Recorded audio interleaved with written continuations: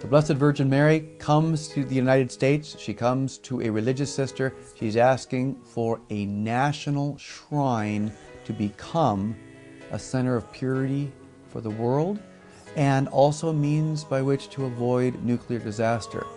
Hello and welcome to Mcast. This is Dr. Mark Miravalle, and we're talking about a very important subject, apparitions, which have been approved by the Church according to Archbishop Raymond Burke, the highest canonist in the Church. And these are apparitions that call for an action. And during our segments, I'm going to repeat a couple key messages so that you can really ponder them.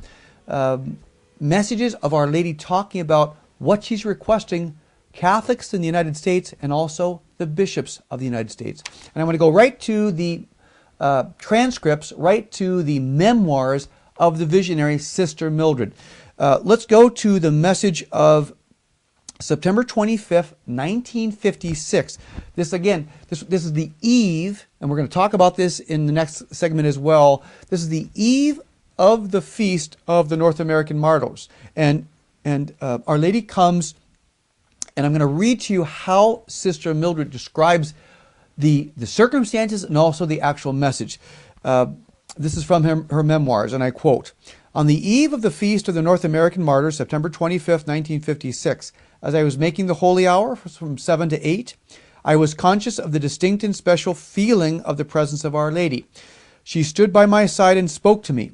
I felt rather than saw her, though I did see a part of her white gown and a small portion of her blue sash. I was under the impression that she came as Our Lady of Lourdes, and she herself confirmed this.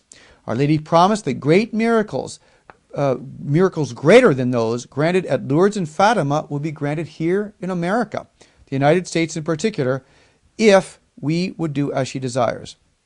These are the words she spoke to me at this time." So, tremendously important message, and she promises miracles, as we're going to see, miracles of the heart, greater than Lourdes of Fatima. Quote, these are Lady's words, quote, "I am pleased, my child, with the love and honor my children in America give to me, especially through my glorious and unique privilege of the Immaculate Conception. I promise to reward their love by working through the power of my Son's heart and my Immaculate Heart miracles of grace among them. I do not promise miracles of the body, but of the soul." Our Lady emphasized this very much. She is anxiously concerned about our inner life. She continued, quote, "For it is mainly through these miracles of grace that the Holy Trinity is glorified among men and nations. Let America continue and grow in its love for me. And I, in return, in union with the heart of my Son, promise to work wonders in her. My child, I desire that this be known." The next morning, the feast of the North American martyrs, Mass had just concluded, and the community Thanksgiving was almost over. There were a few minutes left when suddenly Our Lady appeared before me, enveloped in a soft glow of light. I knew with unmistakable certainty that this was she, though she did not speak immediately. What I noticed was the smile on Our Lady's beautiful countenance, and the lily she held in her right hand. She wore a white veil reaching almost to the waist, and a mantle and robe of pure white with not a single decoration of any kind. An oblong-shaped clasp or brooch held the ends of the mantle together at the top. It was all gold, as was the high and brilliant crown which she wore. Her hair and her eyes seemed of medium brown. Her feet were bare, but these I did not always see, as they were sometimes covered by the moving clouds on which Our Lady stood. She continued to smile. Then I saw her heart appear, encircled with red roses, the symbol of suffering, as it was revealed to me, and sending forth flames of love.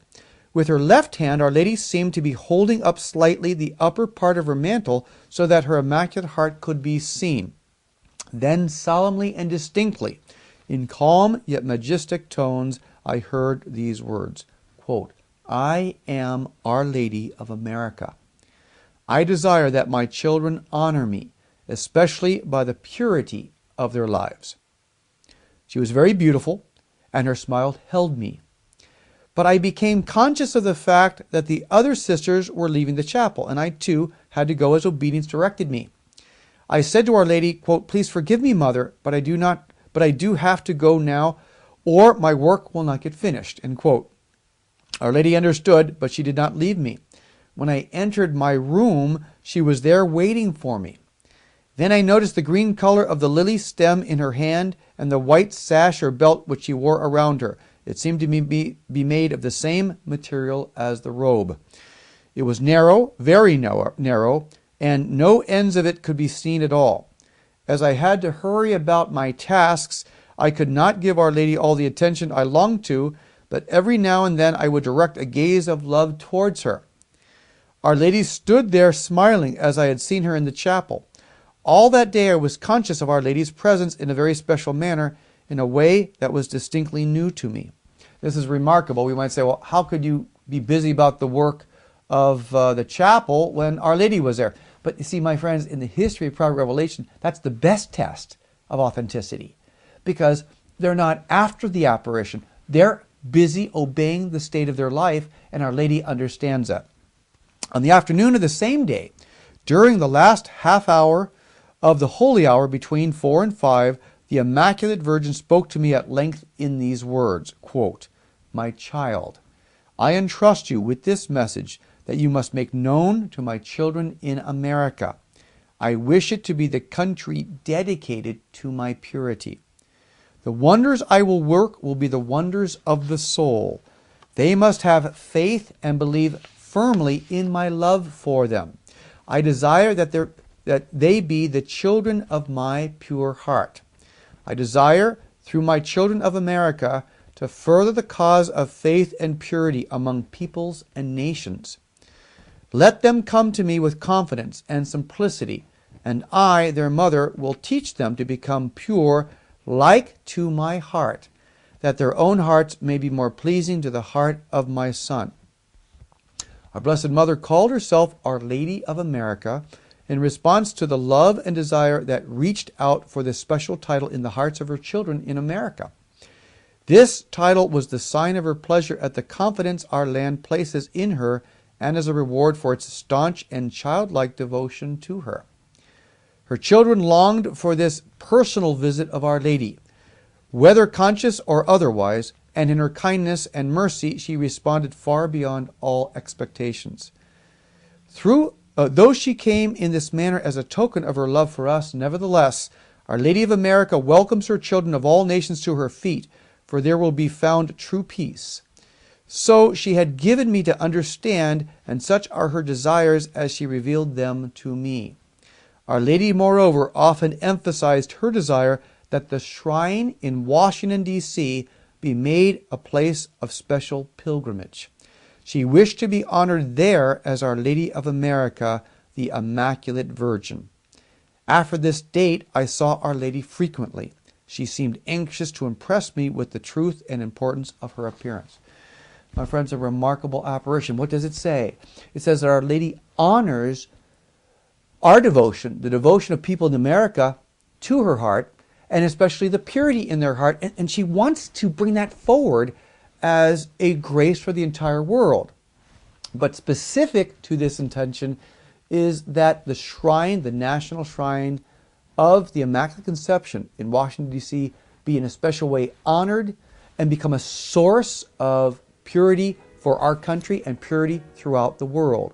And as we're going to see, this comes with this request, a request that this statue, a statue made after the image of Our Lady of America, would be solemnly processed by the U.S. bishops and placed in the national shrine.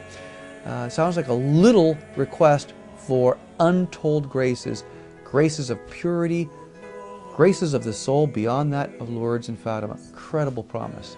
Okay, stay with us in our series and our segments on Our Lady of America, because it's important that you and I be praying for this intention, be praying for our U.S. bishops to comply with the requests of Our Lady of America. This is Dr. Mark Miravalle at Mcast saying thanks. God bless you.